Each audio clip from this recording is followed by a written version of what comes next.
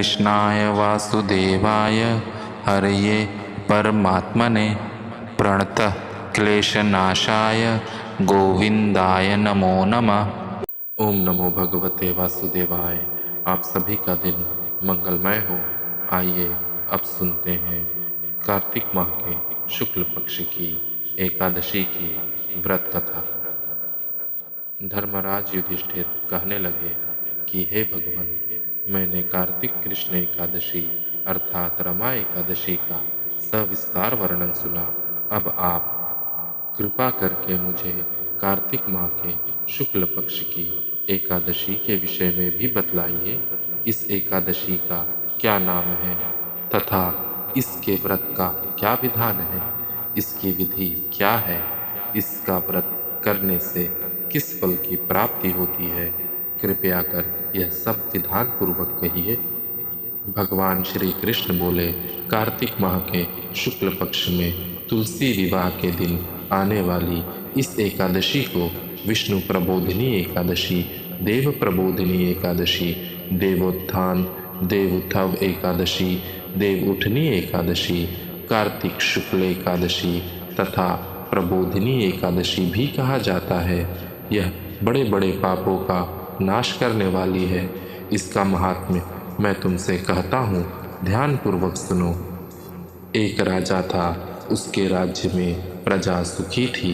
एकादशी को कोई भी अन्न नहीं बेचता था, सभी फलाहार करते थे।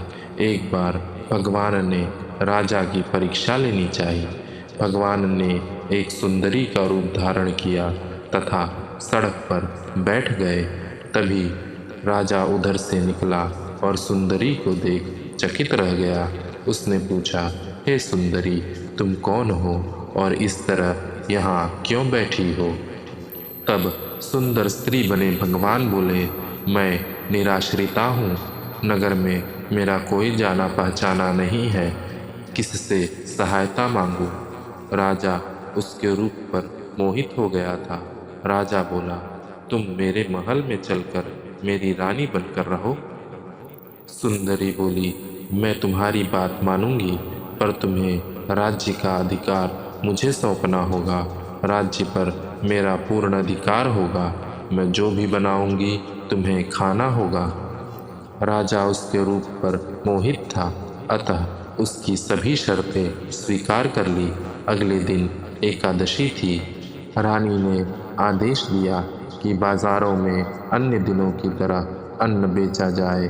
उसने घर में मांस मछली आदि पकवाए तथा परोसकर राजा से खाने के लिए कहा। यह देखकर राजा बोला, रानी, आज एकादशी है, मैं तो केवल फलाहार ही करूँगा। तब रानी ने शर्त की याद दिलाई और बोली, या तो खाना खाओ, नहीं तो मैं बड़े राजकुमार का सिर काट दूंगी। राजा ने अपनी स्थिति बड़ी रानी से कही तो बड़ी रानी बोली, महाराज, धर्म न छोड़ें, बड़े राजकुमार का सिर दे दें। पुत्र तो फिर मिल जाएगा, पर धर्म नहीं मिलेगा। इसी दौरान बड़ा राजकुमार खेल कर आ गया। माँ की आंखों में आंसू देखकर वह रोने का कारण पूछने लगा, तो माँ ने उसे सारी वस्तु स्थिति बता दी। तब वह बोला, मैं सिर देने के लिए तैयार हूँ। पिताजी के धर्म की रक्षा होगी, अवश्य होगी। राजा दुखी मन से राजकुमार का सिर देने को तैयार हुआ तो रानी के रूप से भगवान विष्णु ने प्रकट होकर असली बात बताई। राजन, तुम इस कठिन परीक्षा में पास हुए। भगवान ने प्रसन्न मन से राजा से वर मांगने को कहा तो राजा बोला, आपका दिया सब कुछ है, हमारा उद्धार करें। उसी समय वहाँ एक विमान उतरा। राजा ने अपना राज्य पुत्र को सौंप दिया और विमान में बैठकर परम धाम को चला गया।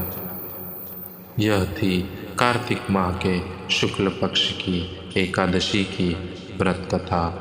ओम नमो भगवते वासुदेवाय।